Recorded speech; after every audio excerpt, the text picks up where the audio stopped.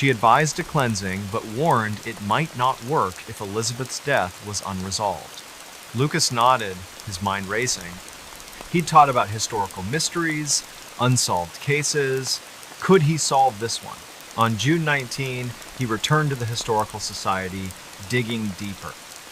He found a 1,879 court record. Thomas Morgan had been questioned about Elizabeth's death, but never charged. A neighbor, Mary Klein, had testified that Elizabeth was unhappy, that Thomas was rough with her.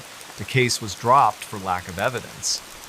That night, Lucas set up the recorder, webcam, and a new motion sensor, bought for $29.99 from Amazon. At 1 a.m., he woke. The whisper now a cry, "Lucas, he pushed me." The recorder caught it at 2:00 a.m. He pushed me. The motion sensor triggered at 2 a.m., no visible cause. The webcam showed the shadow again, clearer, a woman's silhouette by his door. Lucas was done sleeping in the house. He packed a bag, drove to a Holiday Inn in Harrisburg, and checked in at 3:30 a.m. He called Karen, who agreed to bring a medium, Teresa Cole, for a second session. On June 20, Karen and Teresa, a 60-year-old with a calm voice and a cross necklace, met Lucas at the house. Teresa sensed Elizabeth immediately, describing a woman in a long dress, her hair pinned up, standing in the cellar. "She's angry," Teresa said. "Not at you, at him." They held a session at 9:00 p.m., Teresa speaking softly. "Elizabeth, you're safe." "Tell us what happened," the spirit box hissed, then said, "Thomas, stairs, pushed." Lucas's heart sank. Teresa performed a cleansing, burning white sage, reciting a prayer and placing salt at the cellar's entrance. She told Lucas to address Elizabeth, to acknowledge her pain. At 11:55 p.m., Lucas sat in the cellar alone and said, "Elizabeth, I hear you. I believe you. You can rest now." At midnight, the air lightened, the cellar less oppressive. The webcam, still running, caught no shadows. On June 21, Lucas slept in his bed, no dreams, no whispers. He posted a final Reddit update, including the EVP audio, webcam clips, and thermal data, hitting 12,000 upvotes. Karen and Teresa confirmed the energy had shifted, though Teresa warned spirits can linger. Lucas kept teaching, kept coaching chess, but he never opened the cellar door again. He hung a cross above it just in case. Lebanon went back to normal, the Bologna Festival planning for 2025, Mrs. Rivera still waving from her porch. But Lucas knows Elizabeth was there, her whispers in his dreams, and he'll never unhear them. Abandoned Asylum's terrifying secret uncovered. Abandoned Asylum hid a terrifying secret. That's what Ryan Mitchell discovered in the spring of 2025 in a forgotten corner of West Virginia called Point Pleasant, a town of about 40 people nestled along the Ohio River. Point Pleasant is best known for the Mothman legend, a winged creature tied to a 1,967 bridge collapse, but Ryan's story has nothing to do with that. It's about the old Blackwell Asylum, a sprawling, decaying complex on the outskirts of town, shuttered since 1983. Ryan, a 27-year-old mechanic who fixed trucks at a local garage, wasn't looking for trouble. He was just curious, the kind of guy who'd watch Urbex videos on YouTube and dream of exploring.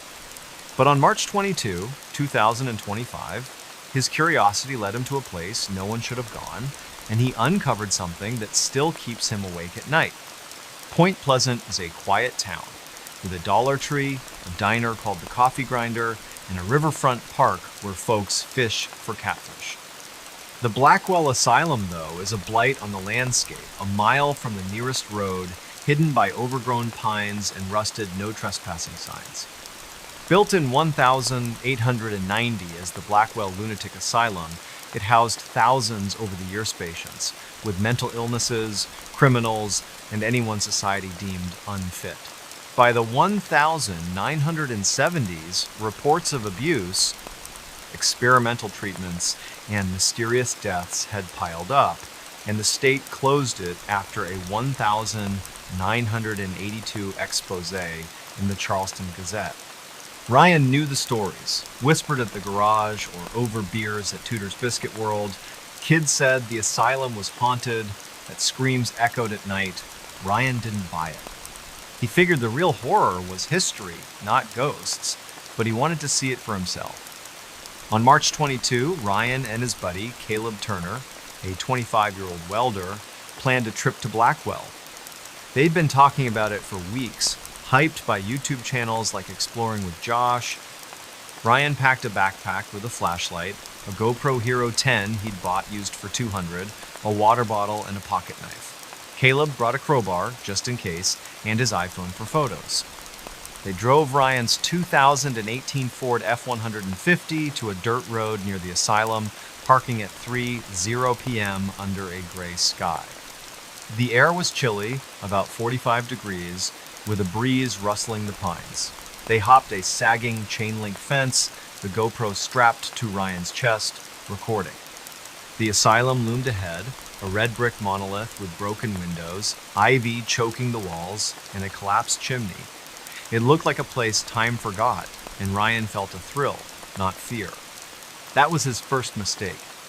They entered through a side door, the lock long broken, and stepped into a hallway littered with debris-spilling paint, shattered tiles, and rusted gurneys. The air smelled of mold and something sharper, like old medicine. Ryan's GoPro caught it all. The graffiti-covered walls, the flickering light from their flashlights, Caleb's nervous laugh. They explored the first floor, finding an old cafeteria with overturned tables, a nurse's station with scattered files, and a therapy room with a cracked electroshock machine. Ryan narrated for the camera, "This is creepy, but kinda cool." At 3:47 p.m., they reached a stairwell to the basement marked Ward C restricted in faded paint. Caleb hesitated, but Ryan, adrenaline pumping, said, "Come on, man, this is the good stuff." They descended, the stairs creaking, the air growing colder, heavier. The basement was different. The walls were concrete, stained with water, and the corridors narrower, like a maze. Their flashlights cast long shadows, and the GoPro's audio picked up a faint drip, drip, drip. They found locked doors, some with small barred windows, and rooms filled with junk syringes, broken chairs, a straitjacket hanging on a hook. Ryan's excitement faded. "This feels wrong," he whispered. Caleb nodded, gripping the crowbar. At 4:12 p.m., they reached a door labeled Observation Room 3. It was ajar, unlike the others. Ryan pushed it open, the hinges screaming.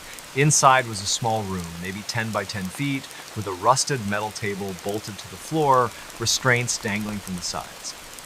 On the table was a leather-bound ledger, its pages yellowed but intact. Ryan picked it up, his hands steady despite the chill in his bones. The ledger was a patient log, dated 1953 to 1955, from a Dr. Harold Vance, chief psychiatrist.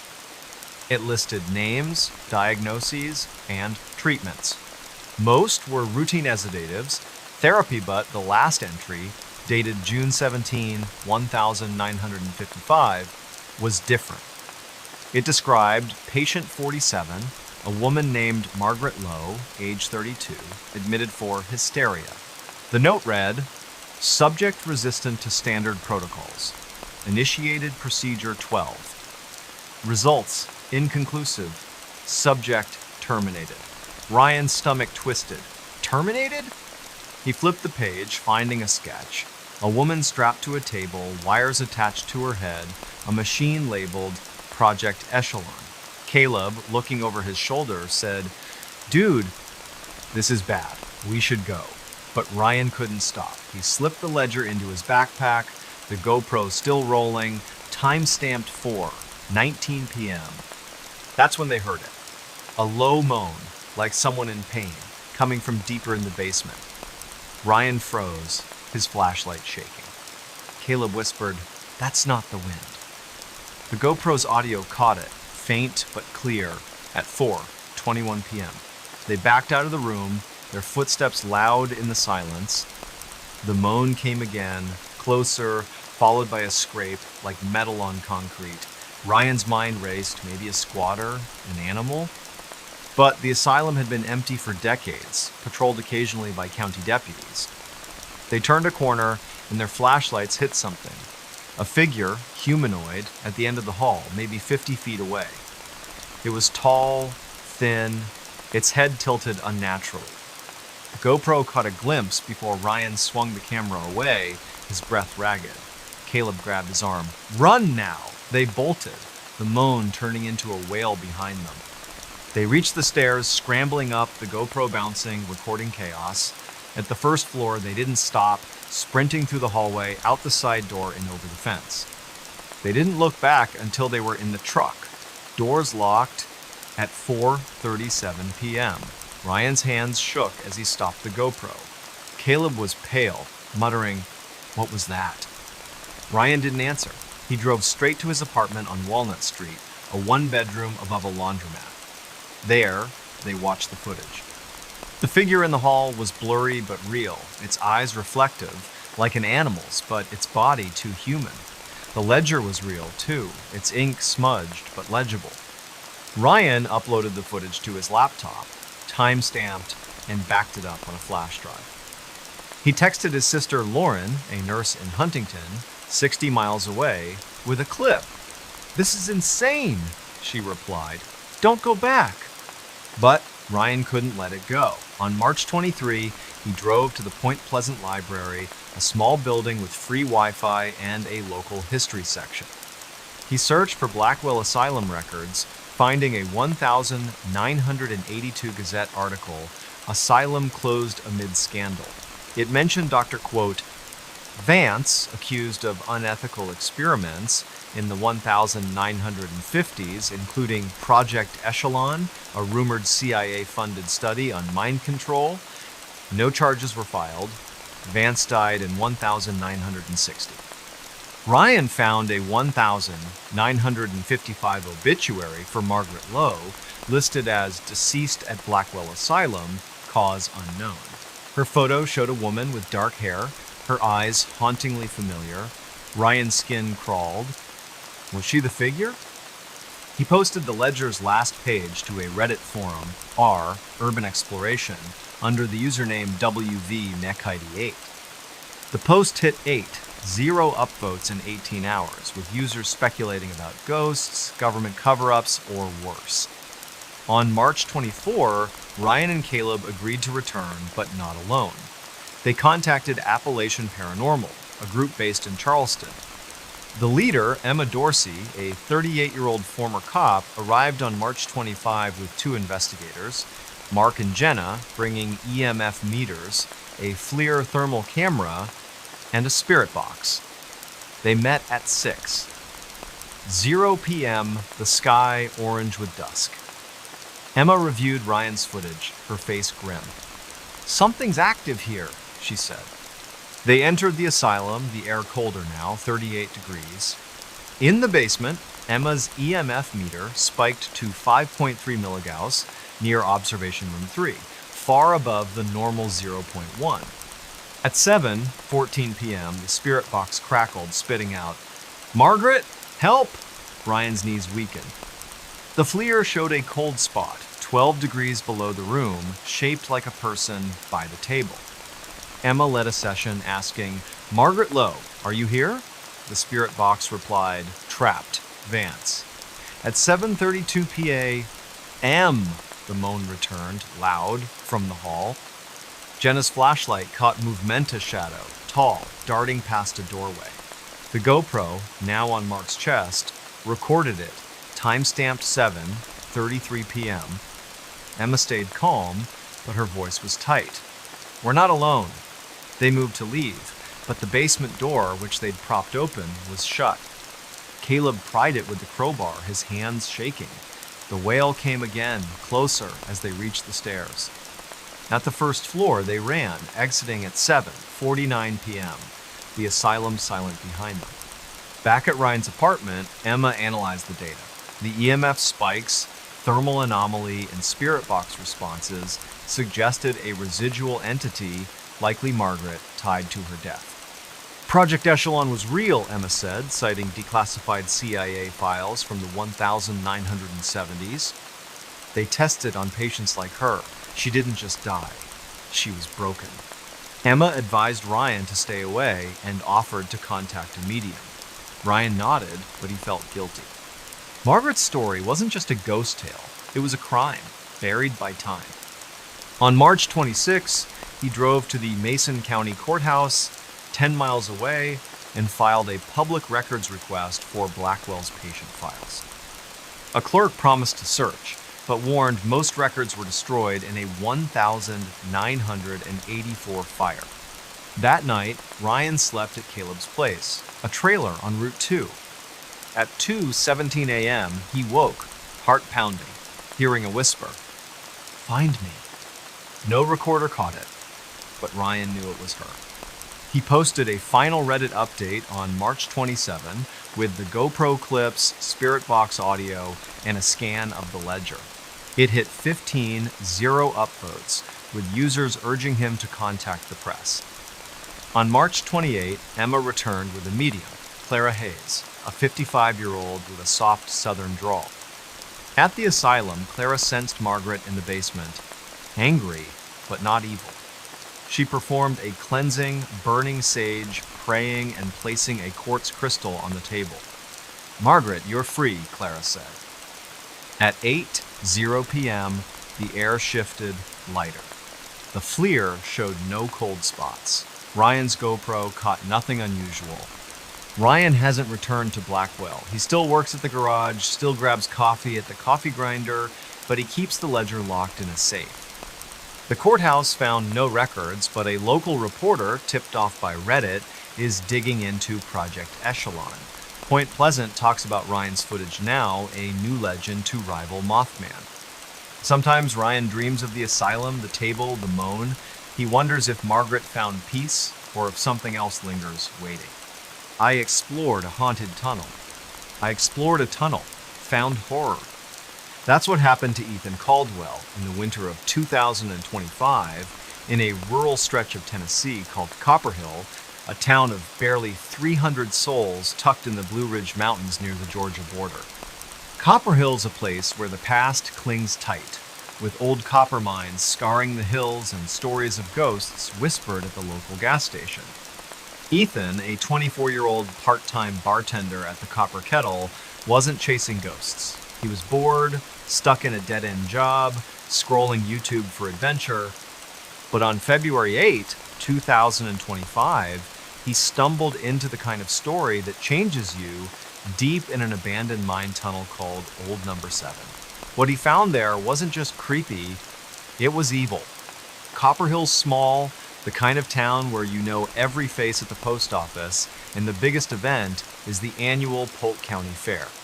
The mines, though, are its shadow. They boomed in the 1800s, pulling copper from the earth, but by the 1980s they'd shut down, leaving tunnels like Number 7 to rot. Number 7 was infamous, a mile-long shaft off Ducktown Road, sealed with a rusted grate but accessible if you knew where to pry. Locals avoided it, saying miners died there in a 1903 collapse, their bodies never recovered. Ethan heard the tales at the bar, from old-timers nursing Coors Light, but he shrugged them off. Ghosts were for kids, he thought. On February 8, after a slow shift, he decided to check it out, spurred by a Reddit thread on r abandoned places about Tennessee's haunted mines. Ethan didn't go alone. He roped in his cousin, Mia Torres, a 22-year-old cashier at Food City in McKaysville, 5 miles away. Mia was skeptical but game, always up for a dare. They met at Ethan's trailer at 2:00 p.m., the sky heavy with snow clouds. Ethan packed a backpack, a Phoenix flashlight, a GoPro Hero 9 he'd won in a 2023 raffle, extra batteries, a granola bar, and a Leatherman multi-tool. Mia brought her iPhone 13 and a can of mace, just in case. They drove Ethan's 2015 Jeep Cherokee to Ducktown Road, parking near a faded sign for the mine, half buried in kudzu. The air was frigid, 28 degrees, the ground crunchy with frost. Ethan strapped on the GoPro, hit record, and grinned at Mia. "Ready to be famous?" he said. Mia rolled her eyes, but followed him to the grate, which hung loose, bolts rusted through. They slipped inside at 2:37 p.m., the tunnel swallowing them whole. The entrance was narrow, about 6 feet high, the walls rough-hewn rock, glistening with damp. The air smelled of wet stone and something sour, like decay. Ethan's flashlight cut through the dark, the GoPro capturing their steps, Mia's sneakers scuffing gravel. The tunnel sloped down, the temperature dropping to the low 20s. They found relics of the mine's past. A rusted pickaxe, a broken lantern, wooden beams sagging under decades of neglect. Ethan narrated, "This is number 7, supposedly haunted." Mia snorted, her breath visible. "It's just a hole, Ethan." But at 2:50, 2 p.m., 200 yards in, they heard it. A faint knock, like metal on rock, echoing from deeper in the tunnel. Ethan paused, the GoPro's audio catching it, time-stamped. "You hear that?" he whispered. Mia nodded, her mace now in hand. They pressed on, the knocks growing louder, irregular, like someone tapping Morse code. At 3:01 p.m., they reached a fork, the tunnel splitting left and right. The left path was collapsed, a pile of rubble blocking it, but the right path opened into a wider chamber, maybe 20 feet across, with a low ceiling. The GoPro caught something odd, a circle of stones arranged deliberately in the chamber's center. Inside the circle were bones, small, maybe animal, and a rusted miner's helmet, its leather strap rotted.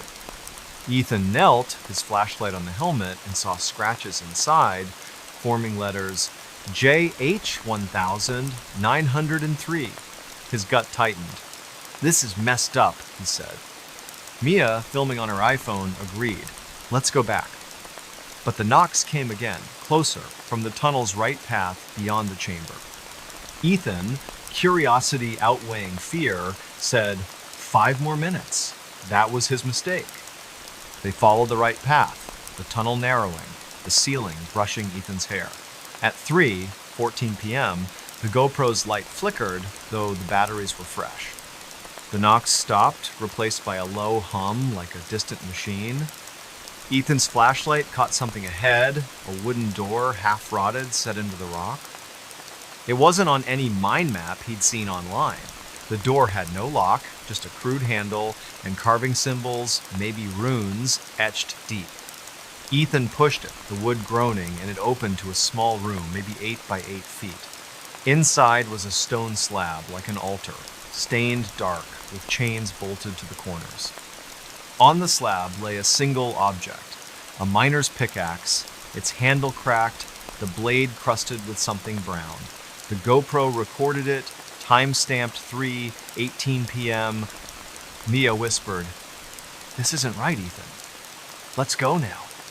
Before they could move, the hum became a voice, guttural, unintelligible, coming from the walls.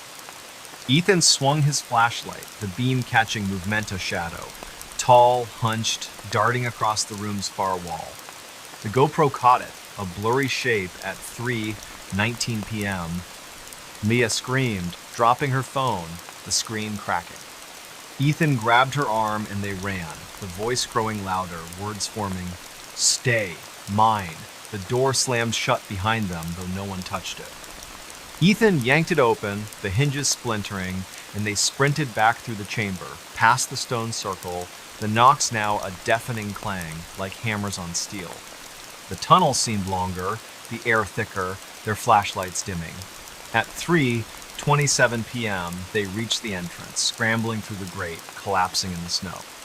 Ethan's GoPro was still recording, the battery at 5%. They drove to Mia's apartment in McKaysville, a duplex near the Taco River, and watched the footage, their hands shaking. The shadow was real, its outline jagged like it wore tattered cloth. The voice, caught faintly, chilled them. "Stay. Mine."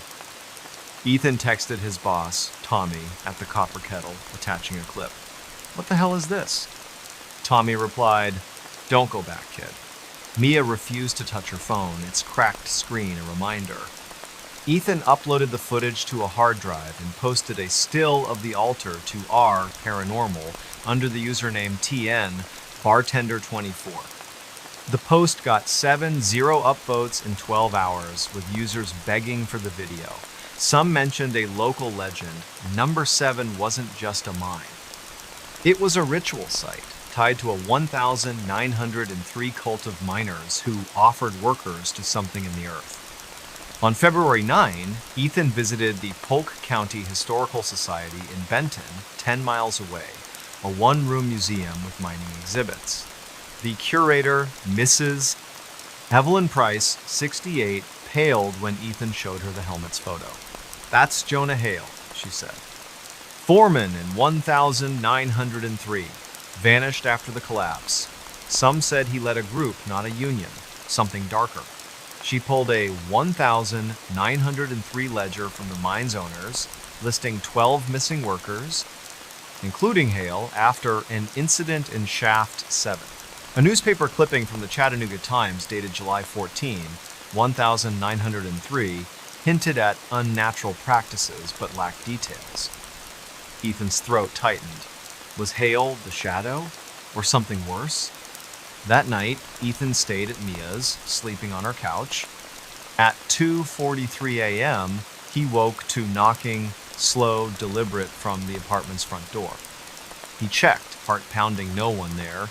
Mia, awake, heard it too. Ethan set up his GoPro, recording the living room, but caught nothing. On February 10, he contacted Tennessee Ghost Trackers, a paranormal group in Chattanooga, 50 miles away. Their lead investigator, Derek Vance, a 42-year-old electrician, met Ethan and Mia at the Copper Kettle on February 11, reviewing their footage. "That's not human," Derek said of the shadow. He agreed to investigate Number 7, bringing an EMF meter, a thermal camera, and a spirit box. On February 12, at 5:00 p.m., Derek, Ethan, and 2 team members, Lisa and Greg, entered the tunnel, Mia staying behind, too shaken. The air was 25 degrees, the ground icy. Derek's EMF meter spiked to 4.8 milligauss near the altar room, far above the normal 0.1. At 5:32 p.m., the spirit box hissed, spitting out, "Jonah, blood." Ethan's stomach dropped. The thermal camera showed a heat signature, human-shaped, by the altar, though no one stood there, time-stamped 5:34 p.m. Derek asked, "Jonah Hale, what do you want?" The spirit box replied, "Mine, forever." A clang echoed, like the pickaxe falling, though it hadn't moved. Lisa's flashlight died, despite new batteries. At 5:41 p.m., the shadow appeared, closer in the doorway, the GoPro catching its reflective eyes. Derek shouted, "Go!" They ran, the voice roaring, "Stay!"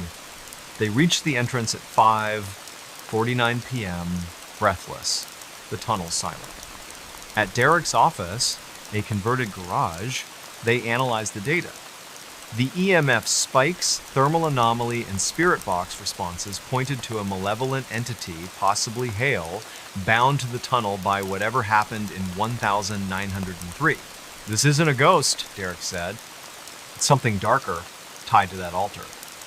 He cited a 1970s book, Tennessee's Hidden Histories, mentioning Number 7 as a sacrificial site for a cult worshiping a mountain spirit.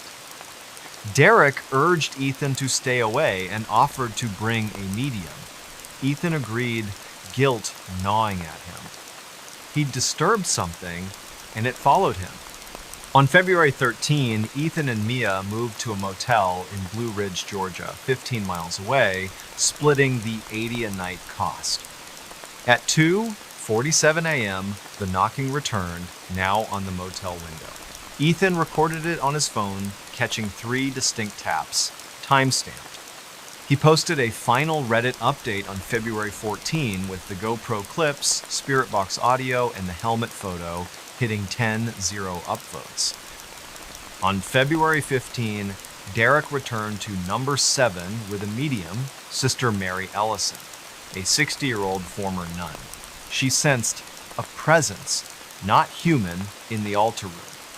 At 6:00 p.m., she performed a cleansing, sprinkling holy water, reciting psalms and placing a silver cross on the slab.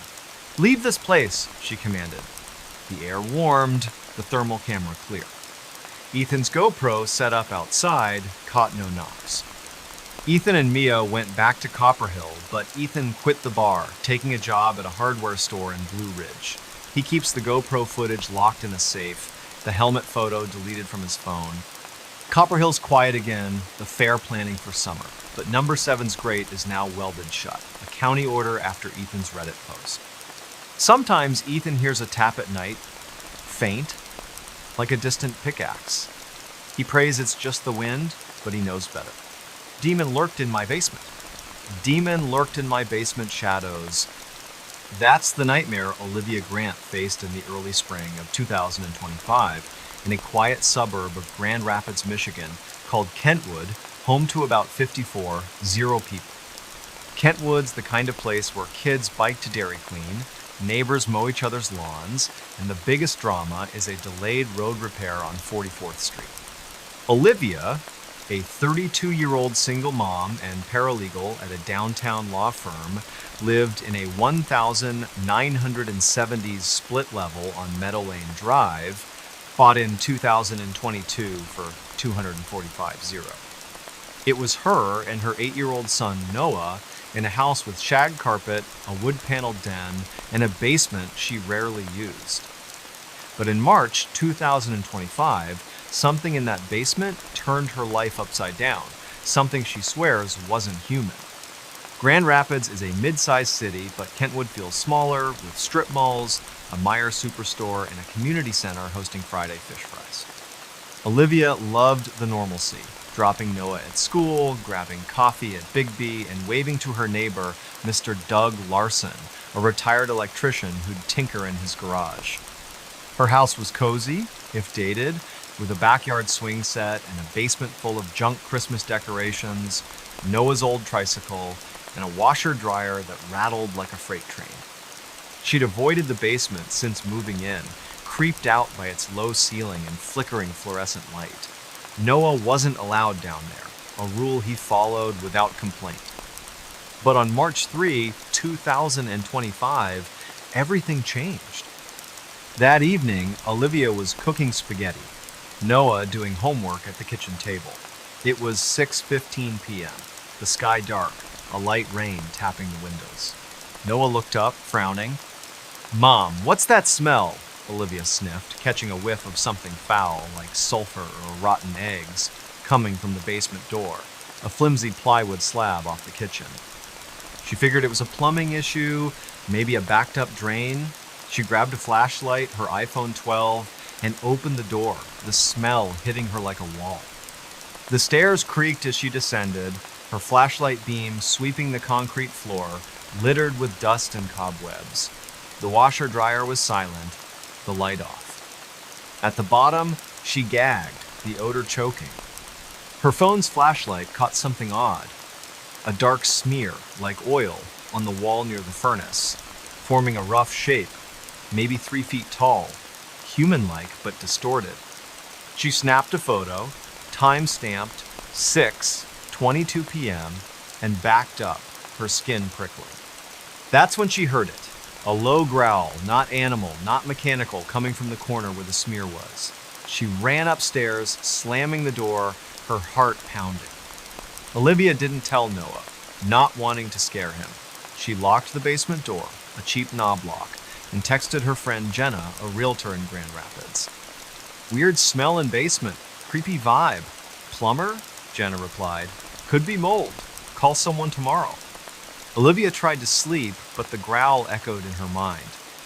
At 2:47 a.m., she woke to a thud, like something heavy falling downstairs. She checked her phone's security app, linked to a Blink camera in the living room. The feed was normal, but the basement door was ajar, though she'd locked it. She grabbed a baseball bat from Noah's room, crept to the kitchen, and shut the door, sliding a chair under the knob. Nothing else happened, but she didn't sleep. Her phone opened to 911. On March 4, Olivia called a plumber, Mike's Plumbing, from Kentwood. Mike, a burly guy in his 50s, arrived at 10:00 a.m., checked the basement, and found no leaks or sewer issues. "That smell's not normal," he said, eyeing the smear, now fainter. "Might be a dead animal in the walls." He suggested an exterminator and left, refusing to charge her. Olivia took another photo of the smear, time-stamped 10:32 a.m., noting it looked less distinct, like it was fading. She worked from home that day, keeping Noah upstairs, but the house felt wrong, the air heavy, like a storm was coming. At 7:00 p.m., Noah, coloring in the den, said, "Mom, someone's whispering." Olivia froze. She heard nothing, but Noah pointed to the basement door. "Down there." She grabbed him, locked them in her bedroom, and called Jenna, who came over at 7:30 p.m. Jenna, practical, suggested a carbon monoxide detector, but Olivia knew it wasn't that. Her detector, installed in 2022, was fine. On March 5th, Olivia bought a digital voice recorder, a Zoom Honin for $99 at Best Buy, and a Wisecam for $34, setting it up to face the basement door. She hit record at 8:00 p.m., the house quiet, Noah asleep. At 2:51 a.m., she woke to another thud, louder, like metal on concrete. The Wisecam's app showed the basement door open, swinging slowly, time-stamped 2:50 a.m. She checked the recorder, her hands shaking. At 2:49 a.m., it caught a voice, deep guttural, saying, "Leave, now." No one was in the house but her and Noah. She grabbed Noah, still half asleep, and drove to a Holiday Inn on 28th Street, checking in at 3:20 a.m. She texted Jenna the audio clip, who called, voice trembling, "Liv, that's not human. Stay out." Olivia didn't return home that day. On March 6th, she took Noah to her mom's house in Holland, 30 miles away, and contacted a local priest, Father Michael Reed, from St. Mary's Church in Kentwood. Father Reed, a 60-year-old with a calm demeanor, met her at a Starbucks at 1:00 p.m. She showed him the photos, wise footage, and audio. He didn't dismiss her, saying, "Evil can linger in places. I'll check the house." That afternoon, Olivia and Father Reed entered the house, Noah staying with her mom. The smell was gone, but the basement felt colder, 10 degrees below the main floor, though the thermostat read 68. Father Reed sprinkled holy water, prayed, and placed a crucifix on the basement wall.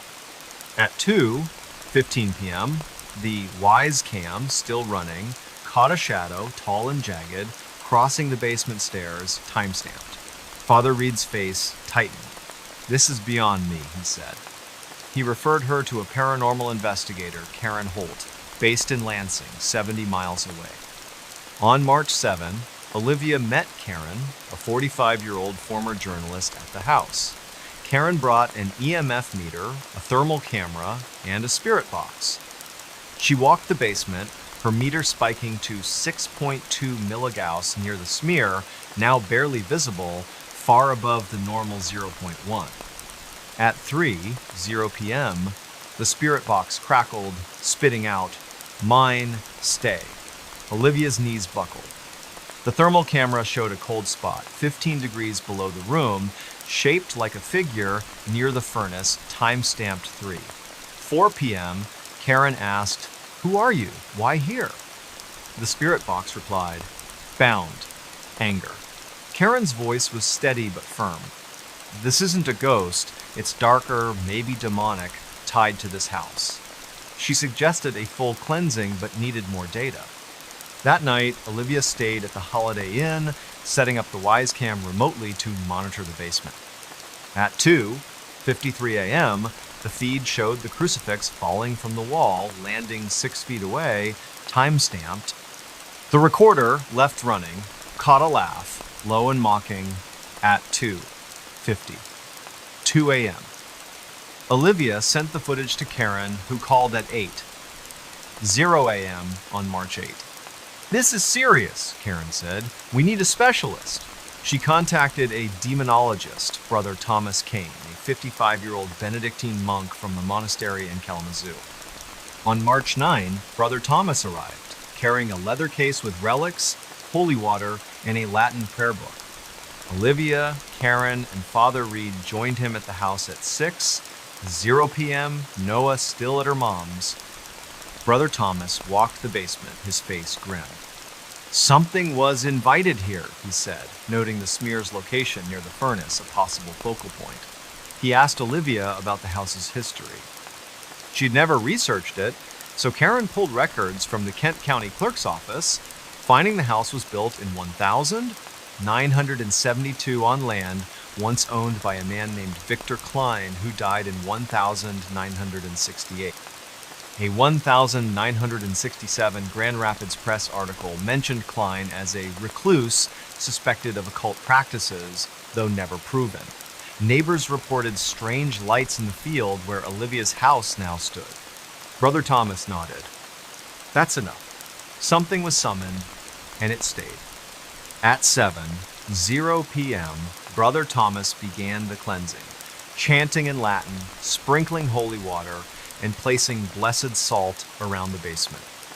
Karen's EMF meter dropped to 0.2 milligauss, the cold spot gone. At 7:32 p.m., the spirit box, still on, hissed, then went silent. Olivia felt the air lighten like a weight lifted. The Wise cam caught nothing unusual, time-stamped 7:35 p.m. Brother Thomas warned, "It's gone, but stay vigilant. Pray daily." Olivia nodded, exhausted but relieved. She and Noah returned home on March 10. The basement door locked, a new crucifix hung.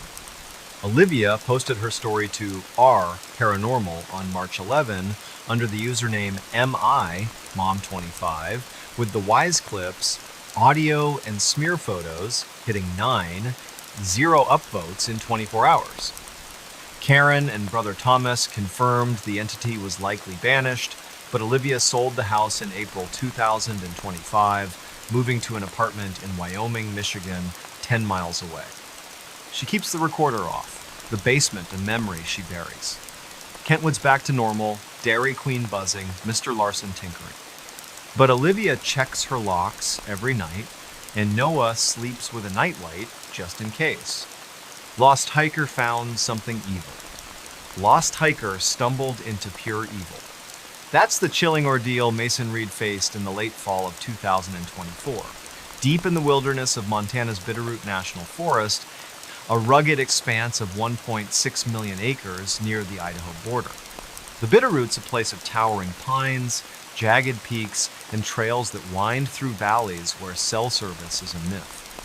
Mason, a 30-year-old software developer from Missoula, 40 miles north, wasn't new to hiking. He'd tackled trails across the Rockies, logging 50 miles a month on his Garmin watch. But on November 9, 2024, a solo trek on the Blodgett Canyon Trail led him to something no map could have prepared him for, something that turned a day hike into a fight for survival. Missoula is a college town, home to 75 people with craft breweries like Bayern and a vibrant outdoor scene. Mason fit right in, spending weekends climbing, kayaking, or hiking with his border collie Riley, who stayed home that day. He lived in a rented bungalow on Higgins Avenue, bought his gear at REI, and followed local hiking forums on Reddit like r Montana Outdoors. The Blodgett Canyon Trail, a 12-mile out and back in the Bitterroot, was his pick for November 9, drawn by its granite cliffs and solitude. He told his roommate Nate, a 28-year-old barista, he'd be back by 6:0 p.m. Mason packed light, a Osprey backpack, a Nikon's 50 camera, a Garmin GPS, a headlamp, water, trail mix, and a first aid kit. He drove his 2020 Subaru Outback to the trailhead, 20 miles west of Hamilton, arriving at 8:0 a.m. The sky was clear, 38 degrees, frost on the ground. He snapped a selfie at the trail sign, time-stamped 8:03 a.m., and started hiking, the canyon quiet except for the crunch of his boots. The trail followed Blodgett Creek, a stream carving through pines and boulders. Mason planned to hike 6 miles to a viewpoint, eat lunch, and return. By 10:30 a.m., he was 3 miles in, the trail steepening, his Nikon capturing shots of cliffs glowing in the morning light. At 11:15 a.m., he noticed something odd, a faint hum, like a distant generator coming from the trees. He paused, checking his Garmin, which showed 46.773 degrees down, 114.48 2-degree watts, still on the trail. The hum faded, and he shrugged it off, maybe a plane overhead. But at 11:37 a.m., his Garmin glitched, the screen flickering, then blank. He tapped it, annoyed, and pulled out his phone, an iPhone 14, but it had no signal, expected in the canyon.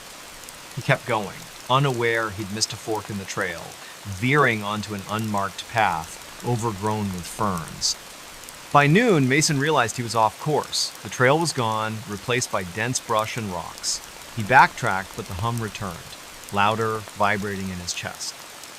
At 12:22 p.m., he found a clearing, maybe 30 feet wide, unnatural in the thick forest. In the center stood a stone structure, crude, like a cairn, 4 feet tall, surrounded by smaller rocks in a spiral pattern. His Nikon snapped a photo, time-stamped 12:24 p.m., the hum now a low drone, coming from the cairn.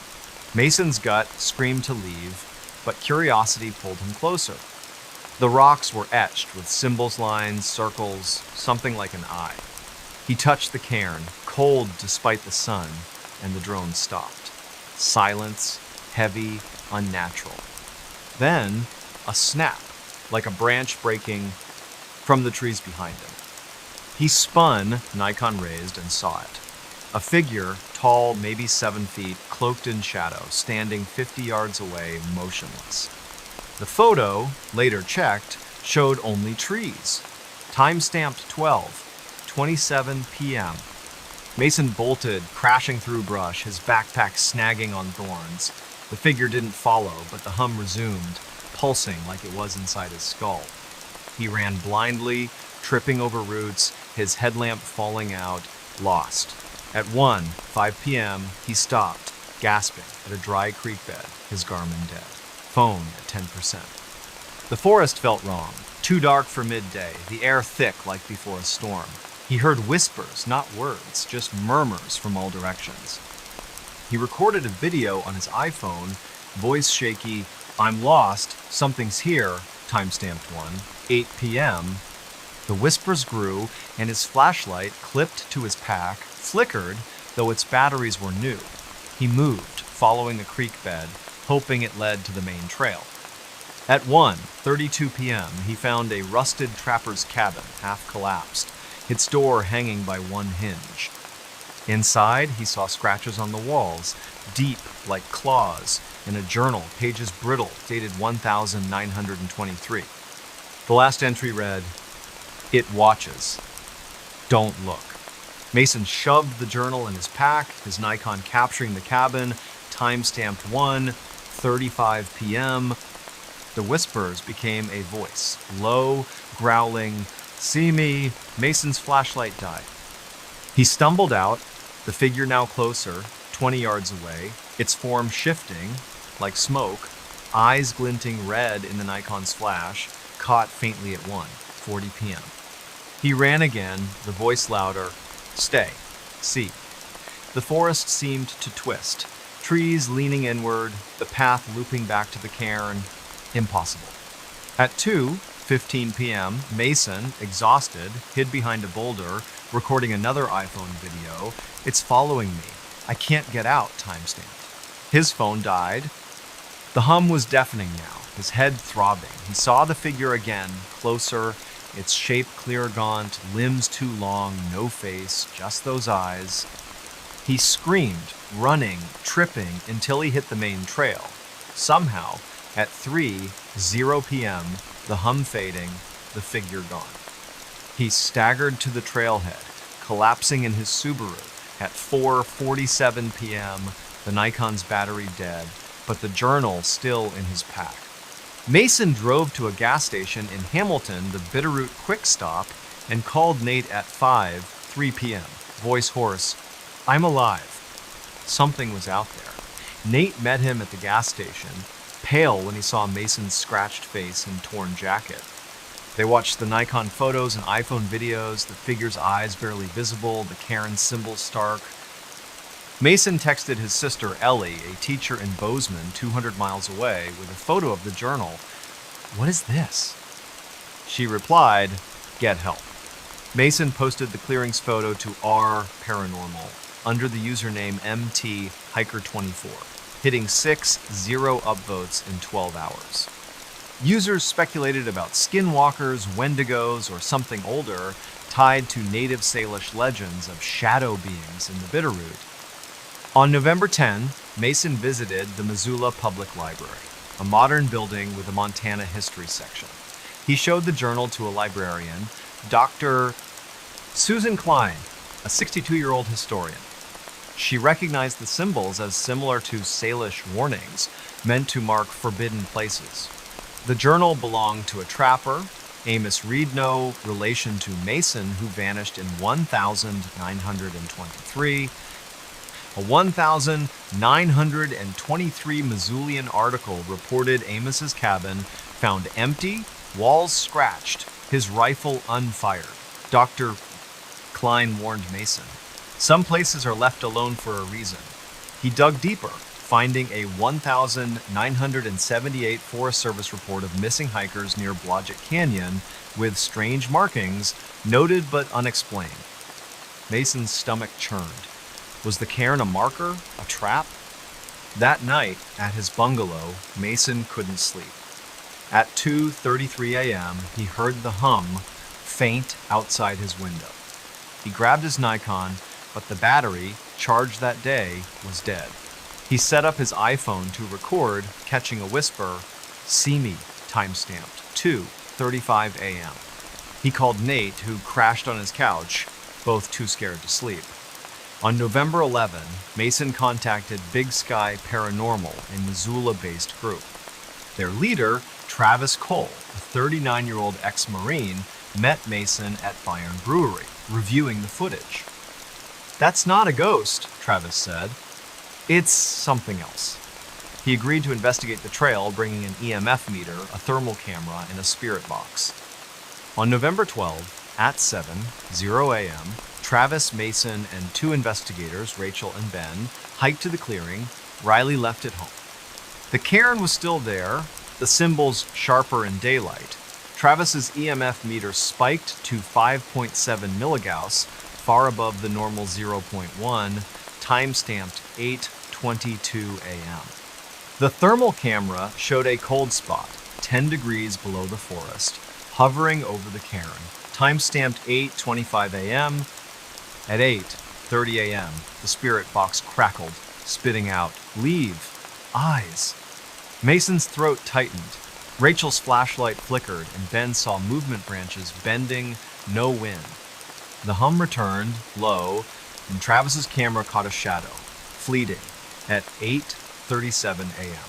"We're done," Travis said, voice steady but urgent. They hiked out, the hum fading, reaching the trailhead at 10:15 a.m. At Travis's office, a rented space near the university, they analyzed the data.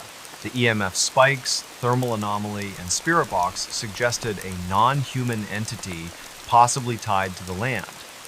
Travis cited Salish oral histories, shared by a tribal elder in 2020, about watchers in the Bitterroot guarding sacred sites. "You disturbed it," Travis told Mason. "It followed you." He arranged for a Salish elder, Joseph Black Elk, 70, to perform a ceremony. On November 13 at 6:00 p.m., Joseph met Mason at the trailhead, not the clearing, for safety. He burned cedar, sang a prayer, and scattered tobacco, asking the entity to return to the earth. The air felt lighter, the Nikon, now working, catching no anomalies, timestamped 6:45 p.m. Mason posted a final Reddit update on November 14 with the iPhone audio, Nikon photos, and thermal data hitting 12-0 upvotes. He hasn't hiked since, sticking to Missoula's breweries and gym. He keeps the journal in a locked drawer, the Cairns photo deleted. Bitterroot's trails are busy again, hikers unaware of the clearing. Mason checks his windows at night, hearing the hum sometimes, faint, like a memory. He hopes Joseph's ceremony worked, but those red eyes still haunt him. Ouija board summoned pure terror. Ouija board unleashed a living nightmare. That's the horrifying reality Chloe Martinez faced in the winter of 2024 in a small college town called Bellingham, Washington, about 90 miles north of Seattle.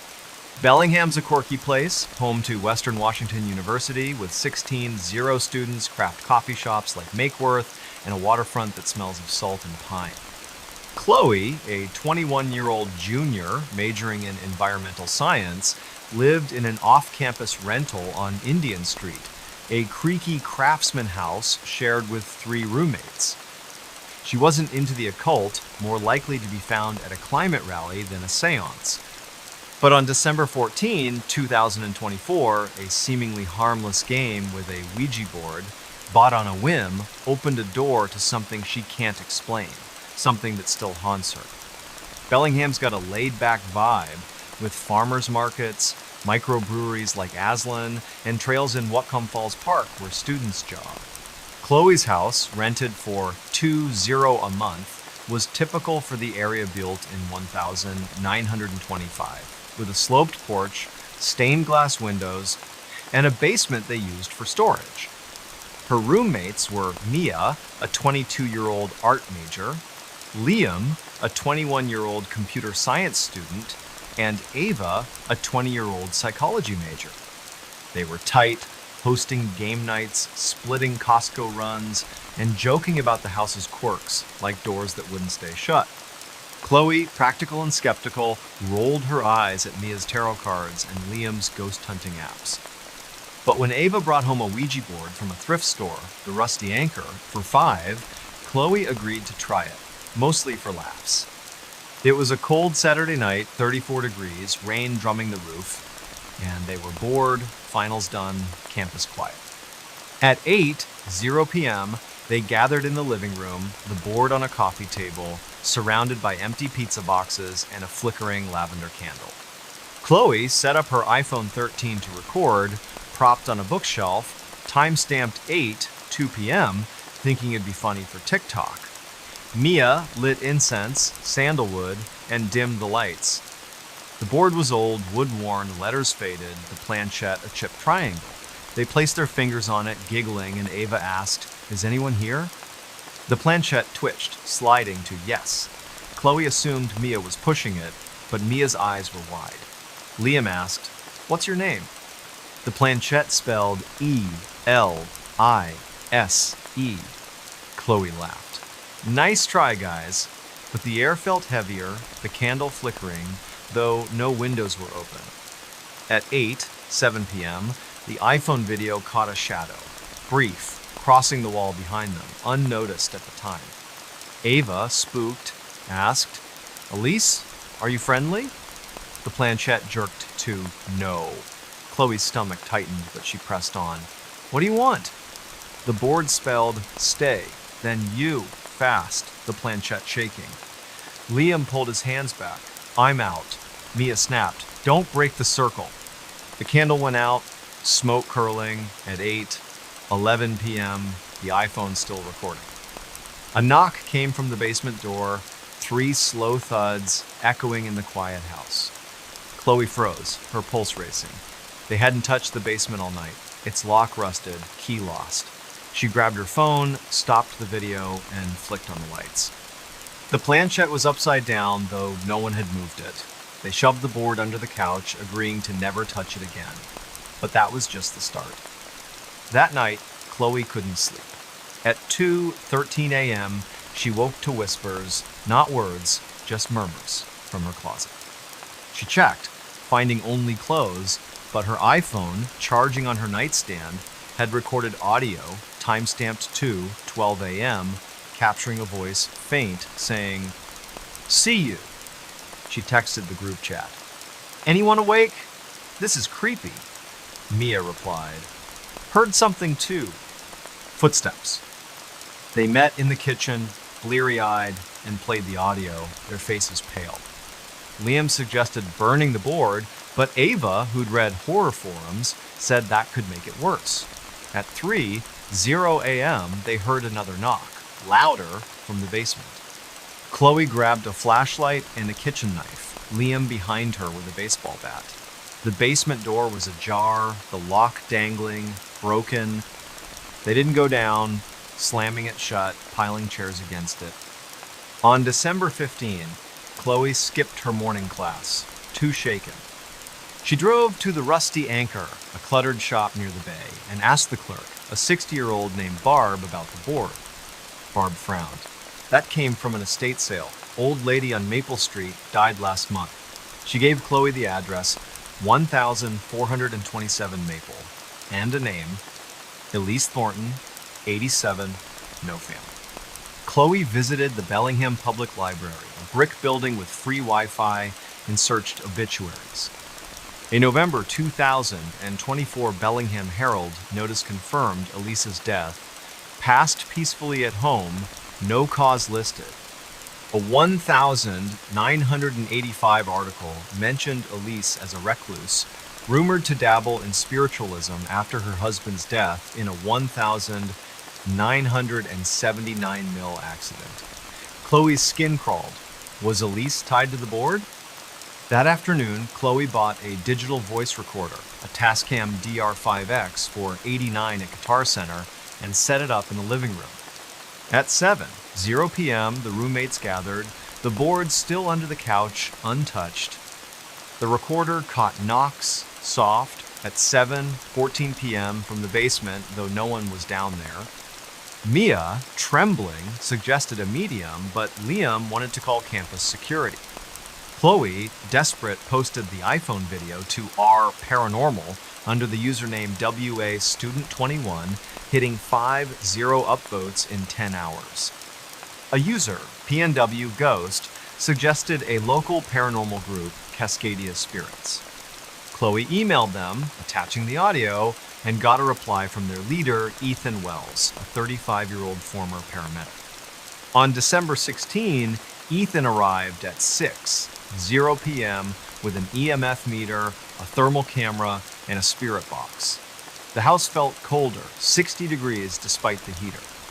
Ethan's meter spiked to 4.9 milligauss near the basement door, far above the normal 0.1, timestamp 7 p.m.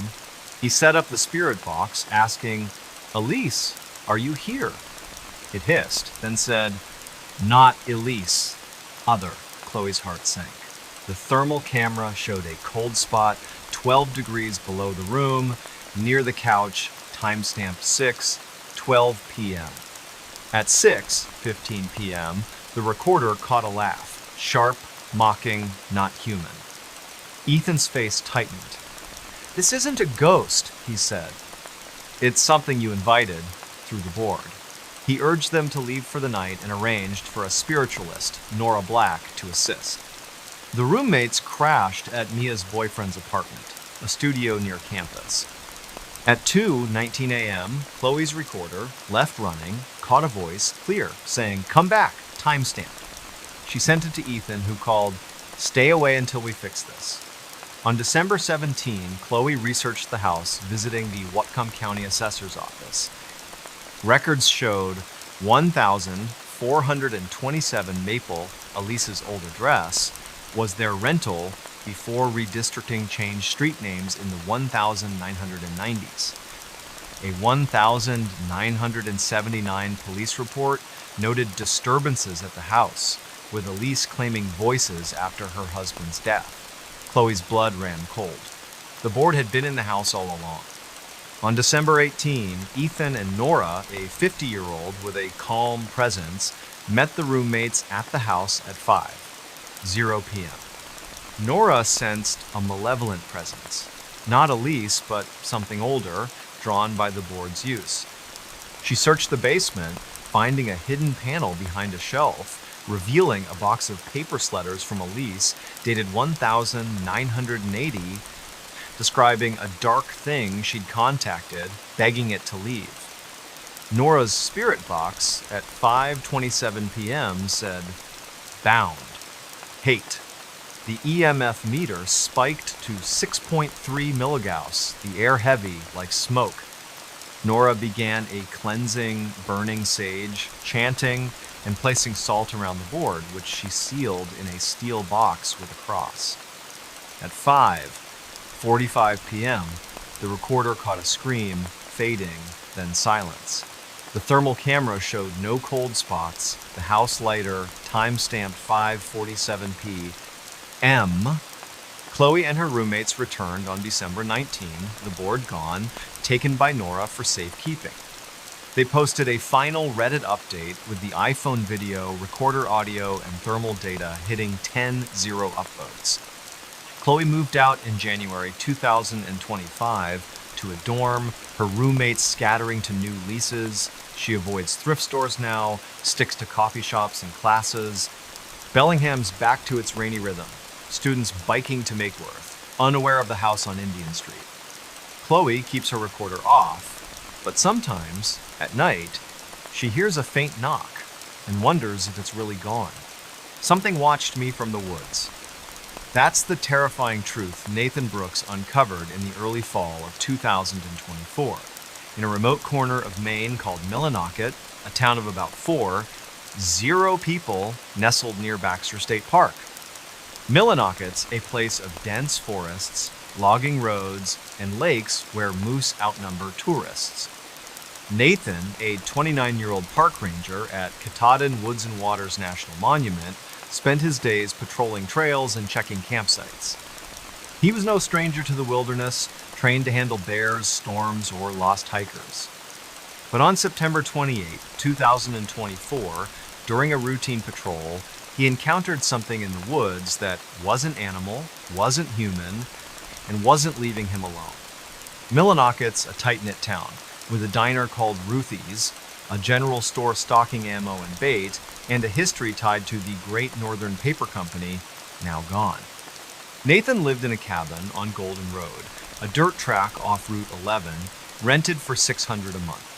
His life was simple: coffee from a percolator, shifts in his Ranger truck, and evenings with his girlfriend Lily, a 27-year-old nurse at Millinocket Regional Hospital. He wasn't superstitious, dismissing local tales of forest spirits or Bigfoot sightings as campfire stories. His job gave him a front row seat to the Katahdin Wilderness, 0 acres of pine, birch, and granite ridges. On September 28, he set out at 6:00 a.m., driving his Ford F-150 to a trailhead near Sandbank Stream, tasked with checking fire pits after a dry spell. He packed a radio, a Nikon D3000 500 camera for documenting violations, a Garmin GPS, a water bottle, and a Glock 19, standard for rangers. The air was crisp, 42 degrees, the sky pink with dawn. He snapped a photo of the trailhead sign, time-stamped 6:07 a.m., and started his patrol, unaware he'd soon wish he'd stayed home.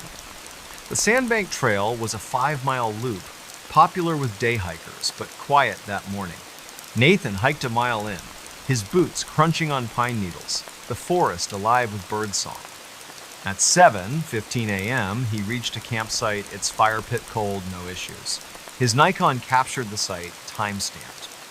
But as he turned to leave, he felt it a prickling on his neck, like eyes on him. He scanned the trees, seeing nothing but shadows, his radio silent. He chalked it up to fatigue, having pulled a double shift the day before. At 7:40 a.m., a mile deeper, he found something odd. A pile of stones, stacked like a pyramid, maybe 2 feet high, in the middle of the trail. It wasn't natural, too precise, with smaller rocks forming a circle around it. He took a photo, time-stamped 7:42 a.m., his Garmin noting the coordinates, 45.9, 17 degrees, 68.8, 53 degree watts. Then he heard a sound, low like a growl, not bear or moose, coming from the woods to his left. He unholstered his Glock, heart thudding, but saw nothing. The growl faded, and he moved on, unsettled. By 8:30 a.m., Nathan was 3 miles in, the trail narrowing, the forest thicker. The feeling of being watched grew heavy, like a weight on his chest. At a clearing near a stream, he found another stone pile, larger, 3 feet tall, with scratches on the rock's lines, curves, almost like letters. He snapped a photo, time-stamped 8:35 a.m., and noticed his Garmin glitching, the screen frozen. His radio crackled, spitting static, though he hadn't touched it. He called base. "This is Ranger Brooks, Sandbank Trail, anything on the wire?"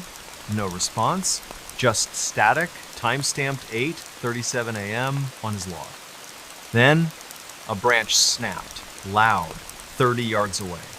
He swung his Nikon, catching a Chapital, maybe 6 feet humanoid, blending with the trees, its edges blurry. The photo, later checked, showed only pines, time-stamped 8:39 a.m. Nathan's training kicked in. Don't panic, assess, retreat. He backed away, Glock raised, the growl returning, closer from multiple directions. Nathan hiked fast, aiming for the trailhead, the forest darker despite the morning sun. At 9:05 a.m., his flashlight, clipped to his pack, flickered, though its batteries were fresh.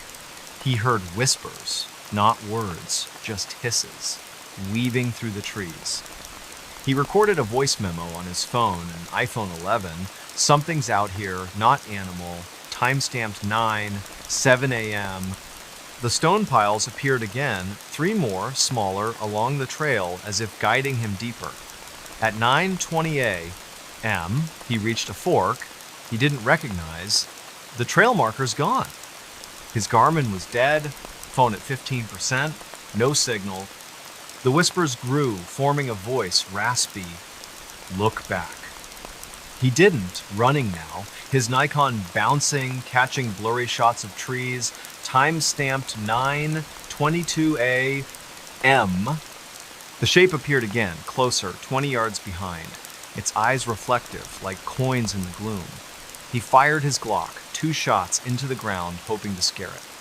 The growl stopped, but the eyes stayed unmoving. At 10:00 a.m., Nathan stumbled into a clearing, not on his map, with a rotting lean-to, its wood blackened as if burned. Inside, he found a rusted knife, its handle carved with symbols matching the stone piles. He took a photo, time-stamped 10:03 a.m., and grabbed the knife, his hands shaking. The voice returned louder. "See me now." He bolted, the forest closing in, branches scraping his face. His phone recorded another memo. "It's following, I'm lost," time-stamped 10:07 a.m. At 10:30 a.m., he saw the shape again, clearer, its body gaunt, limbs too long, moving jerkily like a puppet. He fired 3 more shots, straight at it, but it vanished, the Nikon catching nothing, time-stamped 10:32 a.m. Exhausted, he kept moving, the trail reappearing, impossibly at 11:15 a.m.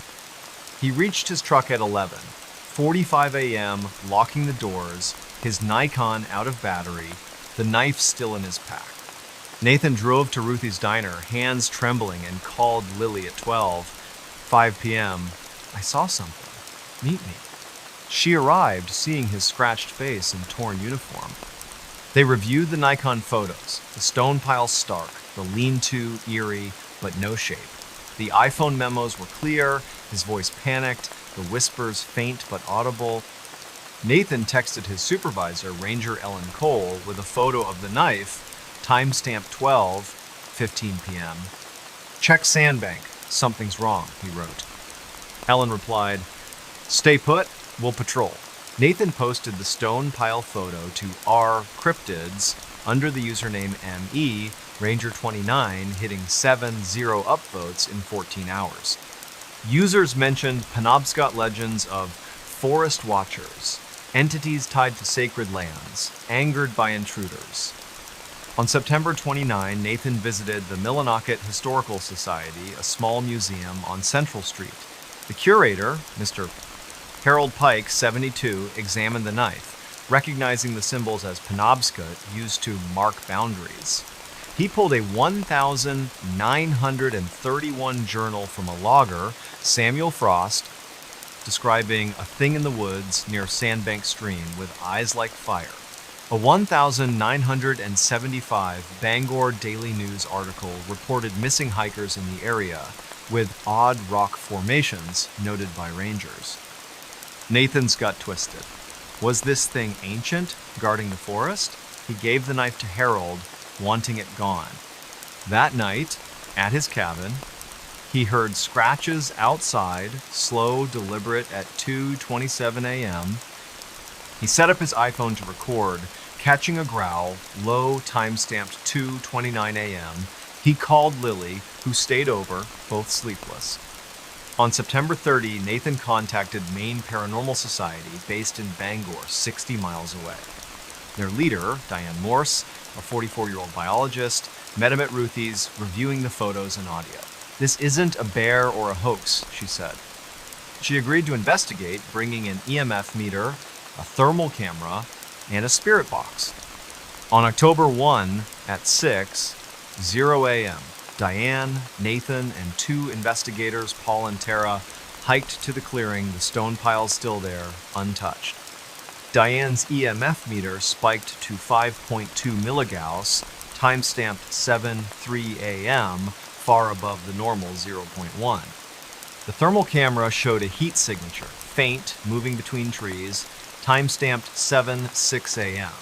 The spirit box hissed, saying, "Go, mine, at 7:09 a.m." Nathan's throat tightened.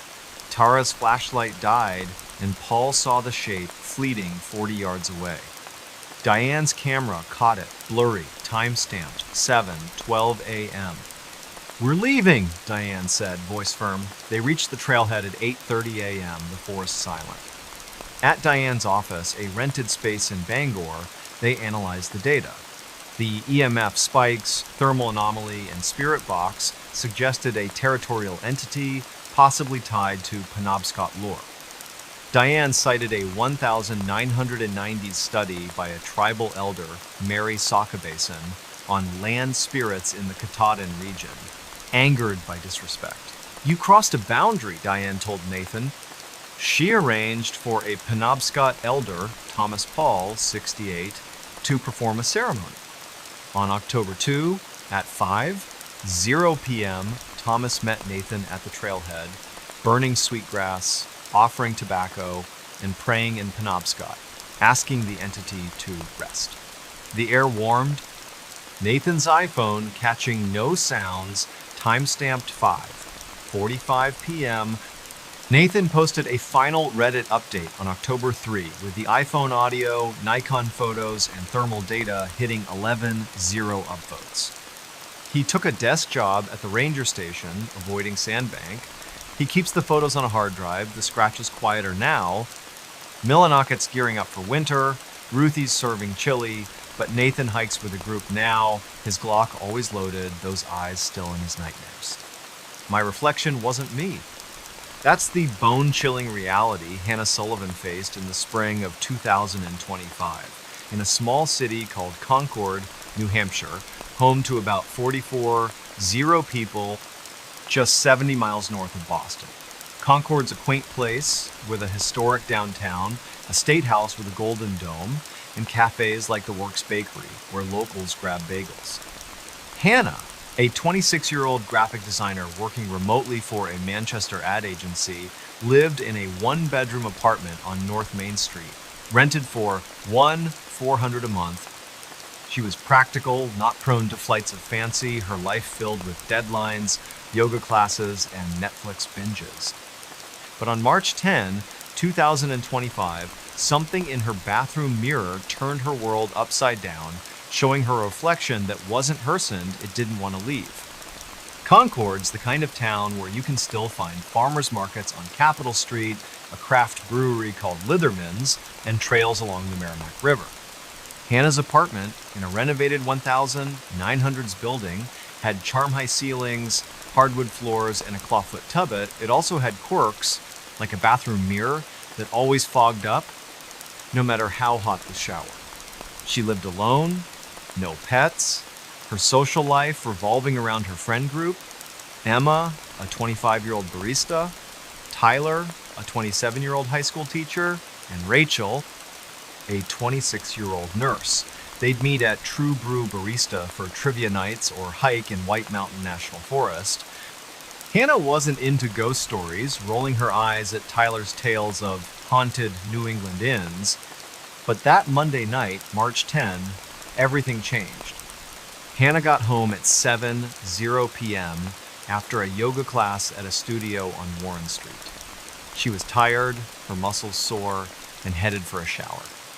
The bathroom was small, with white tiles, a pedestal sink, and the mirror, an oval antique framed in tarnished silver, bolted to the wall.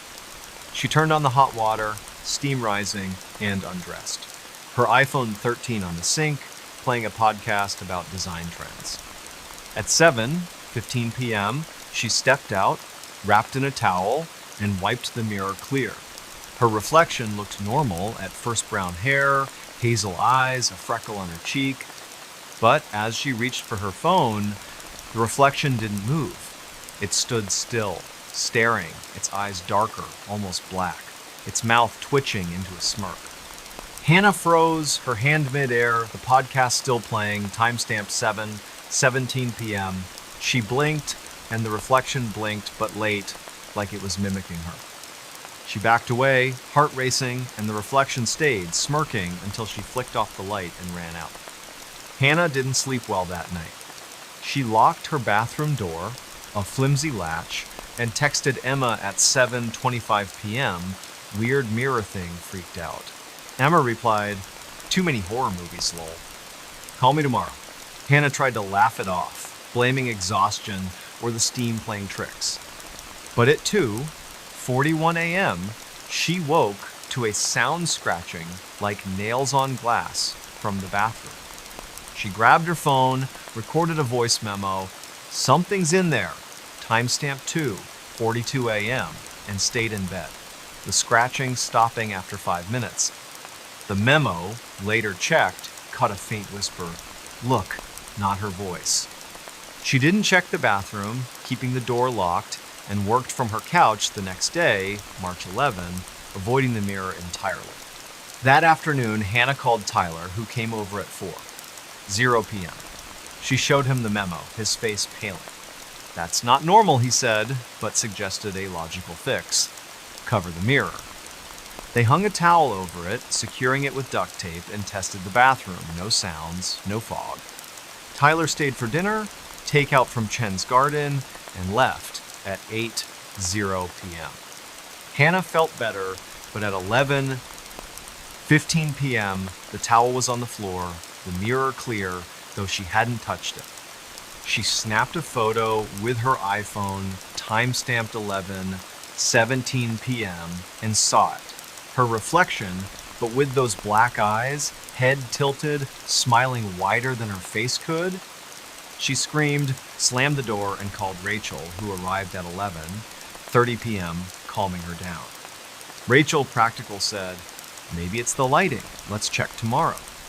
On March 12, Hannah bought a digital voice recorder, a Sony ICD UX570 for $79 at Best Buy in Manchester, and a Wisecam V3 for $39, setting it up to